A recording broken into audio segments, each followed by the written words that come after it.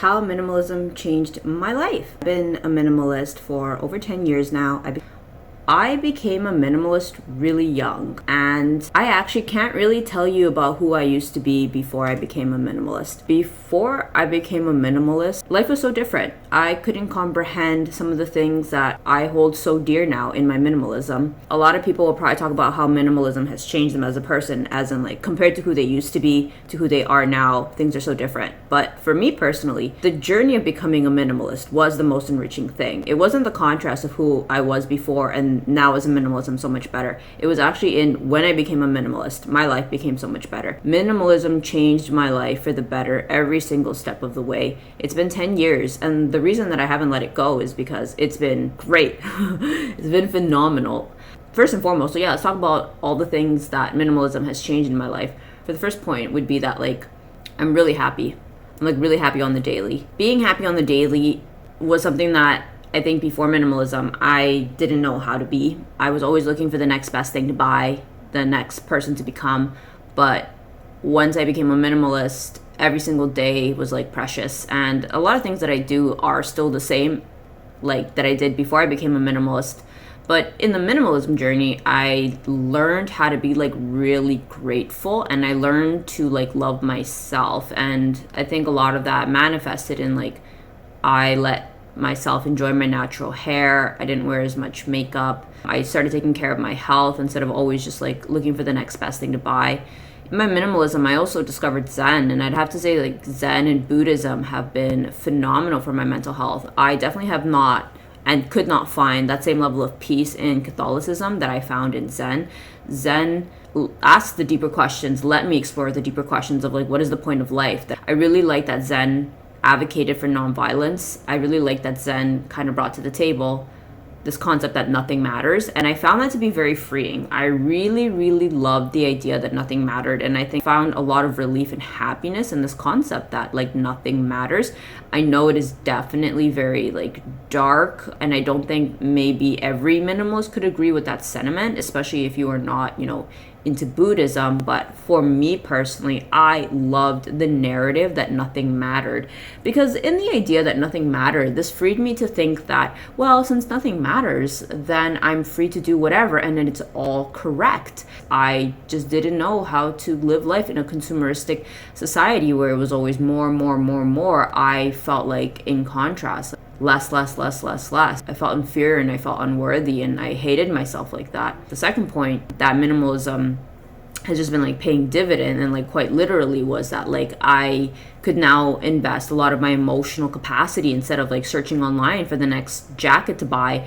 Instead, I started researching stocks to buy, researching how the stock market works. And that has been very, very instrumental in finding a lot of peace. Once I became a minimalist and I made that my priority to aggressively save, learn about stocks, it just kind of gave me a sense of hope. I had a little sense of control over my money. I felt like I didn't have to always constantly buy to be validated. I could discover myself outside of that. And not to mention, on a practical note, having money in the bank has been really good for my mental health. I don't feel hopeless. I think a lot of my sadness stemmed from feeling helpless and hopeless within society. The third thing is, in minimalism, I discovered frugality, and frugality has been wonderful because it's been the art of discipline. I have definitely found a lot of peace in frugality. Being frugal has been life-changing. I love that I'm in control of my shopping behaviors.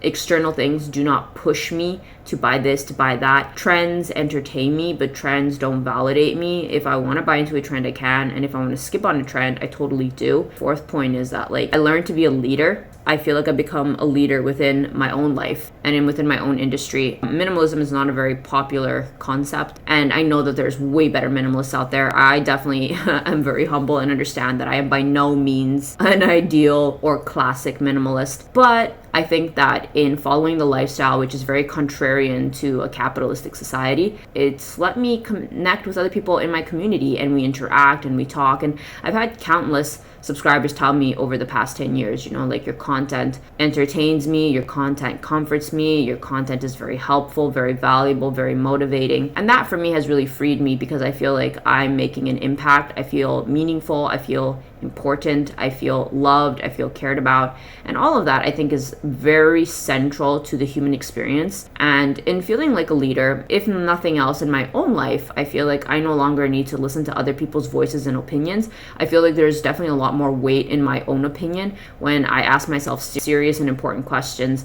My opinion carries the most weight now. Before, I used to ask what everybody else thought, what other people thought of me. Like, my self-identity was centered on external factors and other people's opinions. Nat's opinion's the most important opinion because nobody else understands what's important for Nat the way that Nat does. And I think that really only came about because in my minimalism journey, I decluttered a lot. I know that minimalism mostly focuses on the physical, which brings me to my next point. Minimalism allowed me to stop focusing so much on the physical. Like, don't get me wrong, like, I still love nice things, but one of the things that I think is very crucial and has been life-changing in minimalism is that, like, I had a massive shift away from thinking material things was the most important thing. To kind of give you a practical and real, like, example of that, I used to really buy into the narrative of the over-glamorization of material possessions.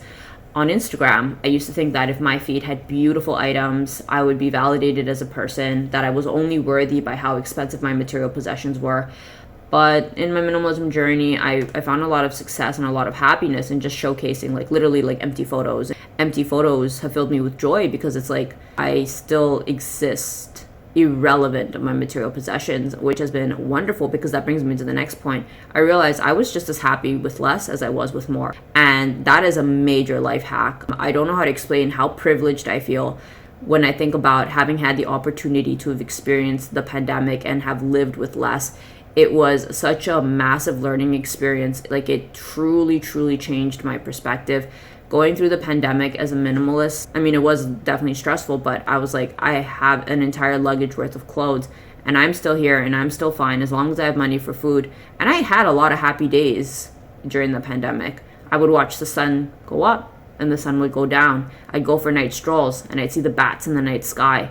And I found richness in that, and I think that is a really major big hack. If you can find the happiness in the true baseline, which society would tell you otherwise is not happiness. Happiness is a Lambo, happiness is a McMansion, and I'm sure those things can make you happy, but the real hack, the real Socrates philosophical essence of minimalism is, can you find happiness in the baseline? Can you find happiness at the monk level? And if you can achieve that, everything else is, you're playing life on easy mode, because the dopamine you get out of everything else is insane, because I already am happy at the baseline. I'm already happy at the monk level. Life has been wonderful. Everything makes me really happy. I'm a really happy individual. I know I complain and I struggle about on the internet, but if I'm being completely honest, and it's not to brag, but minimalism taught me how to be happy every single day, and I think that was the win we were all looking for, wasn't it?